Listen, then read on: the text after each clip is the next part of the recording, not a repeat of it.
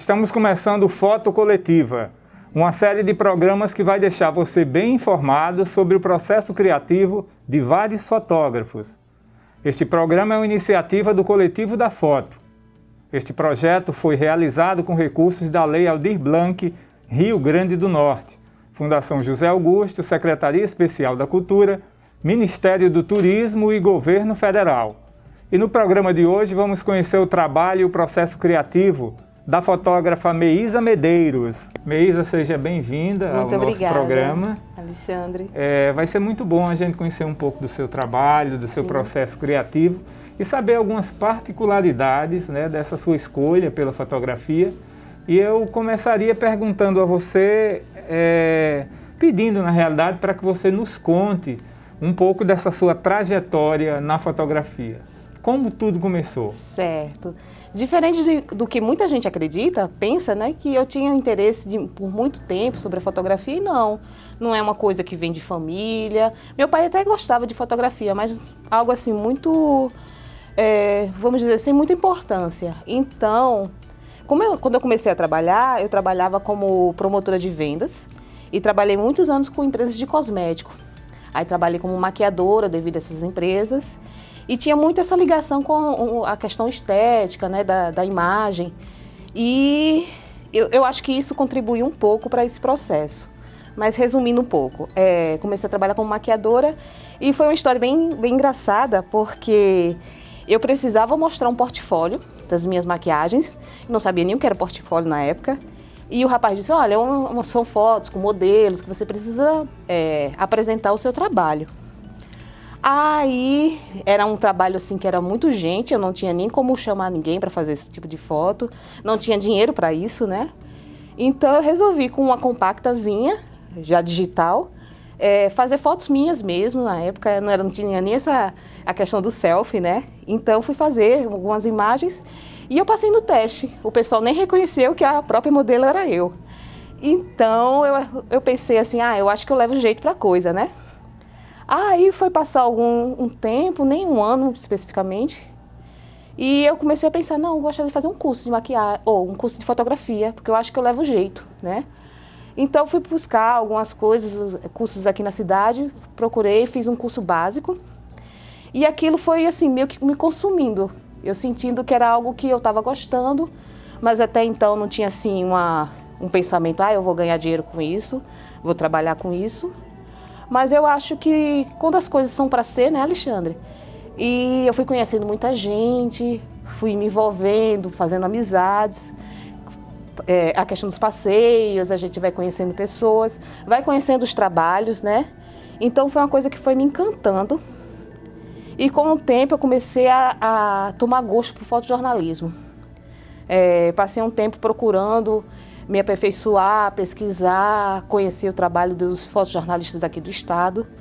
Tentei até alguns trabalhos, tirei férias de colegas em jornais, né? Mas aí isso sempre é como se fosse uma escala, né? Você vai buscando, você vai conhecendo. Eu fui percebendo que eu tinha muito gosto pela fotografia documental. Então, hoje eu posso dizer que a minha fotografia é praticamente 99% fotografia documental. É o que eu gosto de fazer, o que eu tenho paixão e dedicação. Nós sabemos que você é uma fotógrafa formada. Quando foi que essa fotografia que você começa a fazer, essa paixão que começa a aflorar, se torna uma decisão de realmente seguir nesse rumo e fazer uma graduação na área de fotografia? Sim, interessante a pergunta, Lê, porque nesse meu processo, né, no início, a paixão pelo fotojornalismo que iniciou, o pessoal dizia, faz jornalismo, mas não sei, era uma coisa que eu não me via, sabe? Eu gostava de fotografia, esse era o fato. Aí outras pessoas, faz publicidade, porque uma coisa tem a ver com outra, né? E eu sempre naquela dúvida libriana, então eu pensava que eu não me encaixava em nenhuma das duas graduações. E aí que surgiu, na Universidade de Potiguar, o curso de fotografia. Então eu via que ali era uma oportunidade, né? Era uma coisa que eu já procurava há tempo, mas não tinha aqui em Natal. Então eu disse, não, um curso que realmente tem minha cara, eu vou me dedicar e é isso que eu quero. Era um curso com duração de quanto tempo? Um curso de duração de 2 anos, era Tecnólogo, um tecnólogo, né? Isso. Era na Universidade Potiguar. Isso, exato. Na Universidade Mas Potiguar. me conte sobre essa sua entrada no curso. Tinha um custo, naturalmente, que era uma universidade particular. Exato. Como é que você conseguiu contornar isso? Pois é, na época eu ainda trabalhava, porque assim, todo esse meu processo, né, do início da fotografia, nunca tinha deixado o meu emprego, de fato, porque é o que me mantia, né, eu precisava daquele emprego. Então, eu fazia algumas coisas de fotografia, como um bico, mas eu tinha um emprego fixo. Então, os custos da universidade eu pagava a mensalidade eu pagava com o meu salário. Eu me lembro de estar fazendo uma cobertura fotográfica para uma rede de supermercados. Sim. E você estava lá com o pessoal da Alpha Paf. Isso, era a empresa que eu trabalhava. Nesse trabalho eu fotografei todos os stands, eu me lembro que fotografei você também. Não lembro bem o ano, né? Mas foi no centro de convenções. Eu acho que ali foi 2015, por aí. E me conte, Meisa, como foi o curso, né? Como foi esse curso que você fez? Esse curso foi para mim foi muito importante, né? Porque até então eu não tinha nenhuma graduação.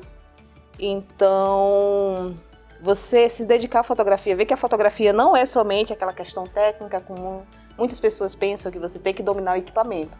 Não, você tem que entender sobre a história da fotografia, como ela se iniciou, os processos, os grandes nomes da fotografia, né? Ter um pouco desse conhecimento e você saber não vender, mas saber explicar o seu processo criativo, como a gente está conversando aqui, explicar como é o conceito do seu trabalho. Isso, a universidade me rendeu, foi muito bom, foi muito gratificante. Fora que, assim, eu posso dizer que os grandes amigos que eu levei junto desse processo, alguns colegas de faculdade, mas como meus professores também. Que um exemplo disso é o Henrique José, que quando finalizou o curso me chamou para vir trabalhar com ele no mercado da foto. É um parceiro, um grande amigo, membro do nosso coletivo da foto e assim, foi uma satisfação muito grande. Até hoje tem esse envolvimento com essas pessoas. E durante essa graduação em fotografia, você desenvolveu naturalmente alguns trabalhos para algumas disciplinas dentro do curso. Me fale sobre esses trabalhos. Certo. Eu tive alguns ensaios que eu fiz. Fiz um ensaio que era um projeto coletivo sobre a ginga com tapioca, né, lá no mercado público da Ridinha. Aí já vinha essa questão da fotografia documental. Fiz muitas atividades dentro do curso. Então, antes um pouco até da graduação, eu acho que você lembra do curso que a gente fez pela Funarte com o professor Dante Gastaldoni, né? Professor carioca, que vem já do processo da Escola de Fotógrafos da Maré, Fotógrafos Populares, que eu já conheci esse projeto deles devido à amizade, minha proximidade com o Ratão Diniz. Então, quando veio a possibilidade de desenvolver um ensaio individual dentro da graduação, eu queria algo nesse sentido para mim, né? Porque eu venho não da periferia, mas assim, eu venho do subúrbio potiguar. Tenho muitos amigos que tinham aquelas características, né? Do jovem da periferia, que é o chamado Pinta Natalense. É o nome do título do meu projeto, do meu ensaio. Então eu pensei, por que eu não desenvolver um trabalho que seria tão importante para mim dentro do meu TCC? Aí daí que nasceu a ideia de desenvolver um projeto assim, né? E no começo foi um desafio muito grande, porque eu não sabia nem por onde começar, né? Assim, quem eu ia procurar, porque a ideia era pegar jovens para retratar de uma forma diferente do que era exposto na grande mídia. E eu queria justamente jovens que não tivessem ligação nenhuma com a marginalidade, que trabalhassem, estudassem. E aí começou o processo de pesquisa, de conseguir encontrar esses jovens para desenvolver esse trabalho. Então, fui pesquisando, vendo algumas coisas na internet. Teve um dos meninos que eu encontrei, que ele tem um canal no YouTube chamado Pinta, E eu achei muito interessante porque ele mostrava justamente isso. Era a ideia que eu queria passar. Que ele mostrava o seu dia a dia, mostrava ele indo para a praia com a família, mostrando que ele trabalhava com um tio. E mostrando, ó, não é porque eu estou vestido dessa forma que eu sou bandido. Então entrei em contato com ele, ele foi o primeiro rapaz que eu fotografei, o Diogo. Vou dar um beijo para Diogo, que até hoje eu converso com ele no Instagram. Depois disso encontrei o Emanuel, né, aqui na Praia do Meio, também fiz alguns registros dele. Fiz também de um vizinho meu. E foram esses 3 modelos para o meu ensaio, né? E que foi muito gratificante. Foi algo que eu não pensei que ia ter essa magnitude toda no sentido de visibilidade, porque eu fiz no sentido de finalizar o meu curso, de ser algo gratificante para mim, mas ele tomou uma proporção muito grande, até pela temática, a curiosidade das pessoas, né? Inicialmente ficou algo muito conhecido na cidade, né? Saiu nos canais o Natalens, alguns portais de notícia, né? E depois eu tive a surpresa que entraram em contato comigo o pessoal da Fotografe Melhor, da revista Fotografe Melhor, para quem não sabe, é uma revista nacionalmente conhecida sobre a fotografia. Então, acho que foi a primeira vez que eu tive alguma coisa, um projeto meu publicado nacionalmente. E isso foi uma coisa assim, uma alegria muito grande, né? De saber que aquilo que eu estava fazendo estava valendo a pena, sabe? E você citou aí a Escola de Fotógrafos Populares, né? Isso. Da Maré, da favela da Maré, no Rio de Janeiro. Uhum. É um projeto em parceria com a Universidade Federal Fluminense, que o professor Dante Gastaldoni coordena, juntamente com Roberto Ripper, Exato, que é talvez, né, o fotógrafo mais humanista que nós temos aqui no Brasil, muito premiado, suas fotografias de uma relevância muito grande. E o fotógrafo que você citou, né, é um fotógrafo que era da própria comunidade, que foi formado por essa escola. Exato. E que hoje vive profissionalmente da fotografia. Portanto, mandar um beijo aí para Ratão, grande amigo. O Ratão de Lis, portanto, um projeto maravilhoso, né? Isso. Importantíssimo, mas esse seu projeto do Pinta Natalense tem um pouco, né? Bebe um pouco nessa fonte. Exato. Quando o Dante veio aqui realizar essa oficina. E esse seu trabalho também se transformou numa exposição. Me fala sobre a exposição. Teve uma exposição individual, que foi na Maratona Fotográfica de Parnamirim, né? E é um trabalho que eu ainda penso em desenvolver mais, tanto fotograficamente, como em uma obra audiovisual. Eu estou estudando, vendo como realizar um roteiro, né, sobre esse processo. E eu acho que quando uma temática que é importante para a gente não pode deixar de lado, né? Tem que desenvolver sempre. Mas além dessa temática, que é uma temática mais voltada à periferia, né? Sim. Que outros temas interessam você na fotografia, dentro do campo da fotografia documental? Certo. Eu gosto muito dessa questão, como foi falado, Alexandre, da fotografia humanista, né? A fotografia simples, né? Eu quero mostrar às pessoas, pelo menos ao meu ver, a beleza que não está exposta normalmente, né? Marginalizada e às vezes bastante criticada. Então, o que eu gosto da fotografia é isso, de mostrar o belo onde as pessoas geralmente não vê. Conhecendo um pouco do seu trabalho, eu vejo que você tem também um interesse pela cultura popular. Isso. Né? Já que essa cultura popular é a cultura feita pelo povo e para o povo, e também uma cultura, de certa forma, marginalizada ou pouco valorizada em detrimento da cultura erudita. Né? E dentre essas temáticas, nos chama a atenção esse seu trabalho sobre o bloco Os Cão da Redinha. Certo. Como é que você chegou a essa temática? Ah, legal, Alexandra. Boa pergunta. Entre nossos passeios fotográficos, né? Porque assim, às vezes as pessoas me perguntam, como você chega a essa temática? Às vezes tem coisas que você não procura pensar muito, acontece, né? Então, quase todo ano eu ia para o bloco no sentido de registrar, fazer registros apenas. E eu percebi uma coisa interessante, que o pessoal que ia fotografar geralmente não ia até o mangue, né? Dentro do mangue propriamente. Esperava o pessoal sair, o pessoal do bloco sair e fazia esses registros, né, das ruas. E assim, eu achava aquilo tão... Como é que eu posso te dizer? Acho que todo mundo fazia mais ou menos a mesma coisa, então eu pensei que eu poderia fazer algo diferente, né? Não, vamos entrar no mangue para ver essa preparação, né? Porque eu acho que é interessante você conseguir resgatar todas as etapas, vamos dizer assim. Então, eu fiz alguns registros, eu acho que no ano de 2017, assim, entrando realmente na lama, né, dentro do mangue, e vendo o pessoal, os banhistas fazendo esse processo, né?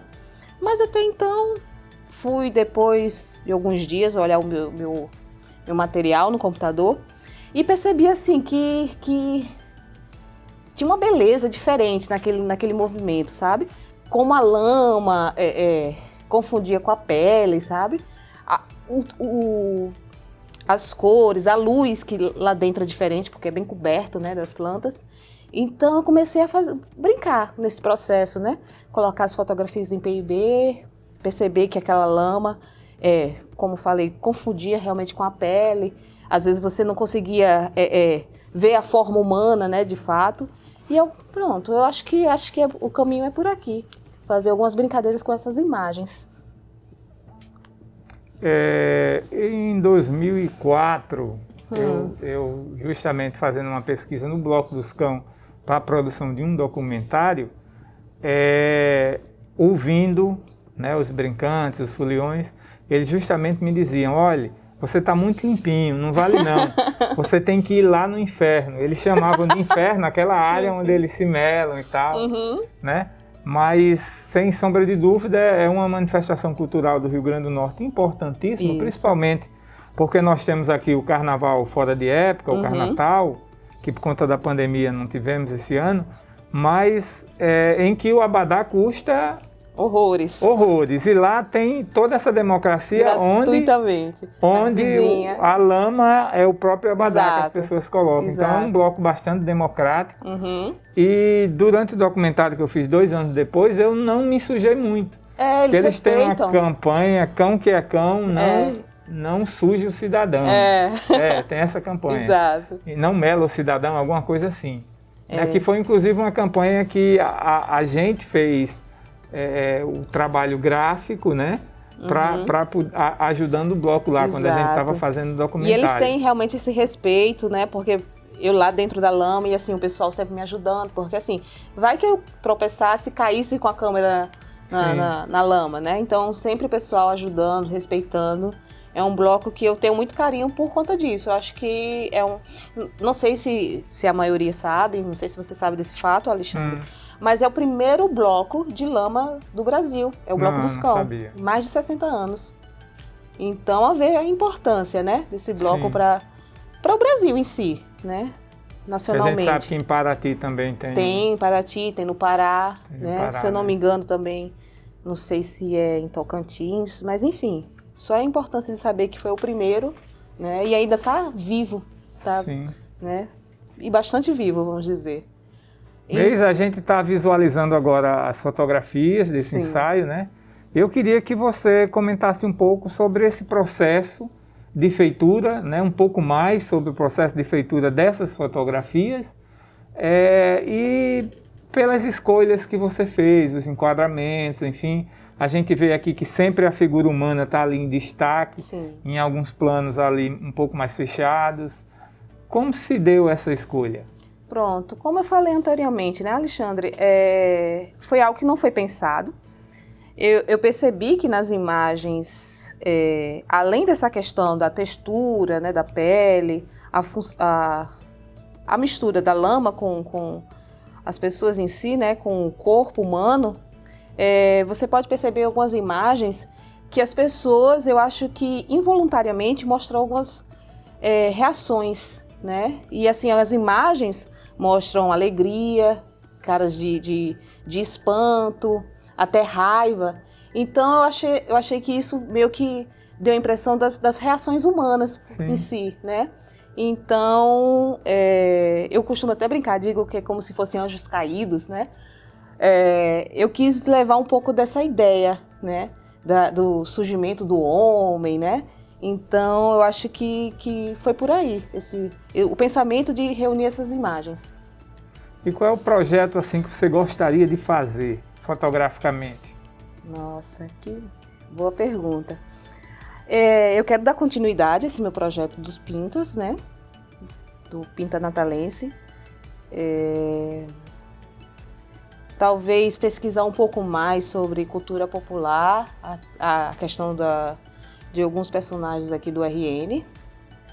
E me dedicar a esse processo, porque a gente sabe que é muito difícil, a gente que vive de fotografia, parar, porque se você para, você não ganha dinheiro, não é verdade?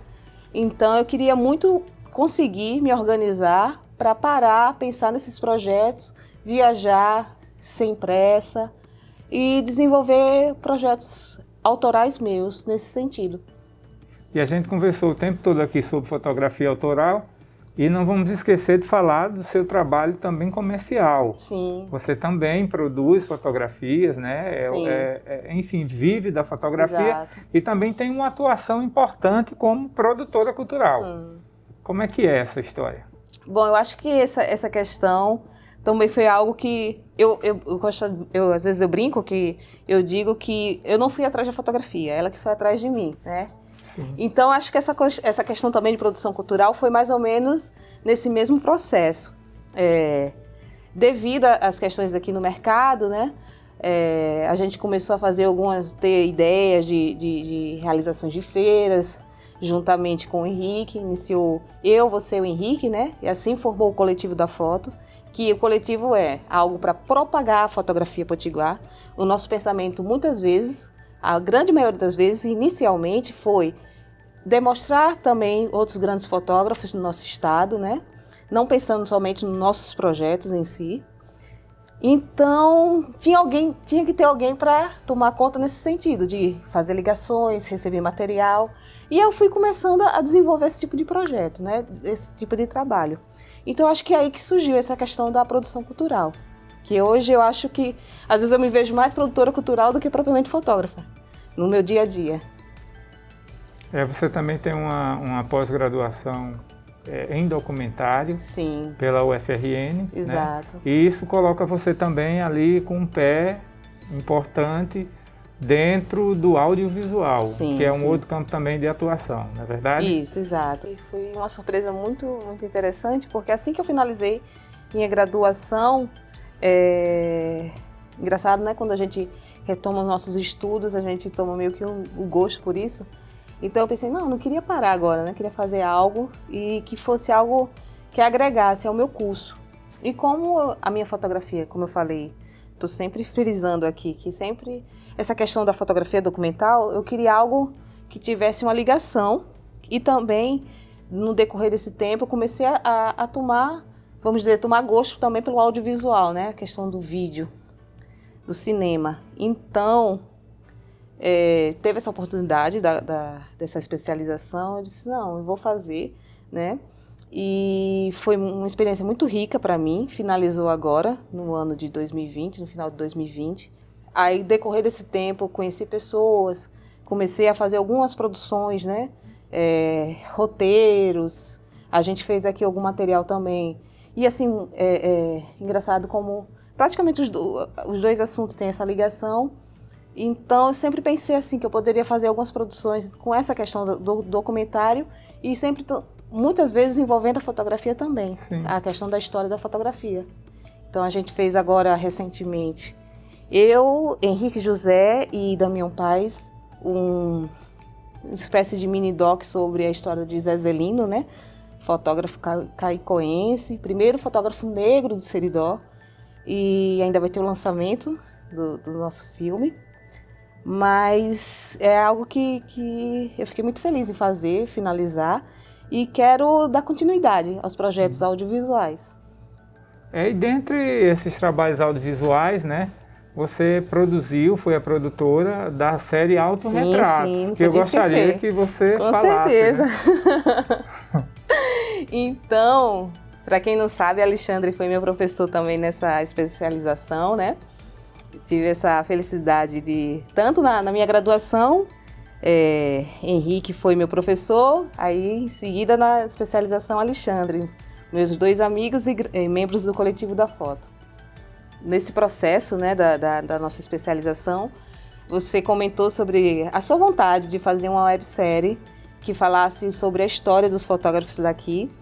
E a gente com essa dificuldade, né, Alexandre, de conseguir como é que a gente ia fazer um projeto, uma ideia assim, partindo no sentido que a gente não tinha nem recursos, né, para desenvolver. Mas quando a gente tem vontade e quer algo, a gente consegue, né? Então a gente conversou aqui com o Henrique para fazer a utilização do estúdio. Foi um projeto que não tinha envolvimento nenhum de dinheiro, né? Então a gente foi com a garra e a coragem, convidando esses fotógrafos para falar sobre os seus trabalhos. E foi uma satisfação muito grande, né? A gente conseguiu envolver 17 pessoas para fazer essa apresentação sobre como era seu trabalho, de forma bem íntima, né? Então, foi uma felicidade muito grande, porque a gente conseguiu contemplar 2 projetos, né? Pela websérie, que é um livro com a primeira temporada, são 17 fotógrafos potiguares, pela Funcart, né? Foi um projeto municipal. E conseguimos também a segunda temporada da websérie, que é pela Fundação José Augusto, né? E quando a gente estava desenvolvendo a primeira temporada, né, Alexandre, a gente ficou naquele pensamento, poxa, mas o RN é tão rico, né, de tantos trabalhos magníficos, e a gente não tinha como convidar o pessoal do interior para vir fazer esses projetos, essas gravações aqui. Então, agora a gente vai ter essa oportunidade de desenvolver esse trabalho também no interior do nosso estado. E é uma satisfação muito grande, uma felicidade muito grande de estar envolvida nesse projeto. Quero aproveitar esse momento aqui para agradecer o seu convite, viu? Não por isso. E se não fosse esse convite, não estava sendo realizado isso que estamos vivenciando nesse momento. Mas o trabalho foi um trabalho muito coletivo. Eu não teria condições de maneira nenhuma de levar a ideia à frente se não fosse contando com a parceria sua, né, como produtora, que teve todo o trabalho de fazer os contatos, providenciar as autorizações de uso de imagem, enfim, própria divulgação, né, da websérie, porque ela estava sendo lançada no momento que eu estava também com problema de saúde, não podia estar atuando diretamente.